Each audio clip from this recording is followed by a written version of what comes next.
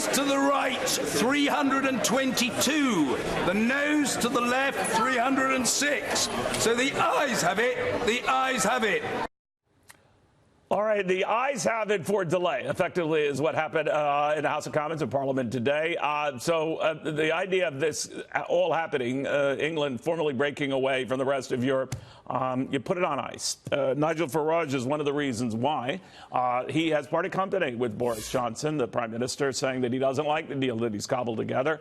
But what happens right now? Nigel Farage is joining us, the man they call Mr. Brexit. He was way ahead of this before anybody was.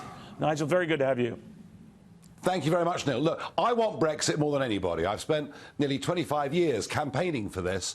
But the Brexit deal that Boris has gone for is a new EU treaty that binds us in and will lead to years more negotiations and, I think, acrimony between us and the bureaucrats of Brussels. So I want a much, much cleaner, let's just leave Brexit, let's take back our independence. I'm pleased that Boris wants Brexit, but this is just not the right way. But he's not the real problem. The real problem, of course, is that we have a country that voted leave and still wants to leave, and most of our members of Parliament want to remain. So we really Do you think they still want to leave? I mean, you're close to this than I'll ever be, Nigel, but I looked at all these thousands of protesters outside Parliament today. They want to stay in Europe, and that it's been 3.5 years. If you were to put this to people again, you wouldn't get the same results. What do you say? Absolutely not. Opinion polling is very, very clear. If you give people the binary choice, do you want to leave with a clean break Brexit or remain in the European Union, there is a very, very comfortable lead for those that want to leave, bigger than we had in the referendum 3 years ago. So no, the British public are firm on this. Our politicians don't reflect it.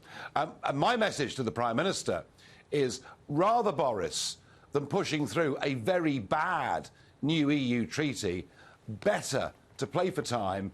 Let's get a general election, and then hopefully we get a parliament that reflects the country and not just the career politicians currently sitting behind me. All right, but you would need a vote for that, right? Yeah, we would, and there are obstacles to that, but it's not impossible. I think a majority to have a general election could be reached at some point between now and Christmas. And remember, you know, we've been a member of this thing for 46 years, and we're leaving, setting out the path for many decades to come. Better to wait a couple of months, I think, than to sign up to something that you live to regret in the years that follow. All right, now, Boris Johnson's view has been, this isn't perfect, but it's certainly better than the kind of agreements that Theresa May had cobbled together, not less than 3 times, each rejected by Parliament. This looks to have closer support, certainly, than any of those attempts. Do you agree? Well, look, Theresa May's treaty was an abject surrender, a shameful document, quite rightly voted down 3 times by Parliament. Boris has improved some parts of it. 5% of it is better than it was before, much better. 95% of it is still the same, but it still leaves us trapped inside European Union laws for many, many years to come. And 3.5 years ago, we voted to leave. I just want to get on with it. I want to be free. I want to come to America and talk about doing trade deals with you guys. I want to move on. And Boris's deal, I think, prolongs the agony. You know, there's a Queen song to that effect, I want to be free, but I'll not repeat it for you. Nigel, thank you very, very much. Always good catching up with you, my friend. Nigel Farage, a very influential player in this whole Brexit debate. In fact, he was the very first one in the Brexit debate.